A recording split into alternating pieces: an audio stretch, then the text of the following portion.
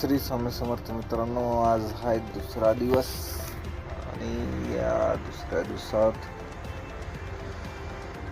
खूप त्रास होतोय, पण हार मानायची नाहीये. आतापर्यंत जेवढं ठरवलं होतं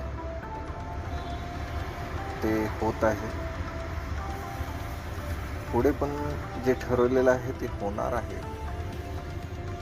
आणि शेवटी स्वामी समर्थांच्या मंदिरामध्ये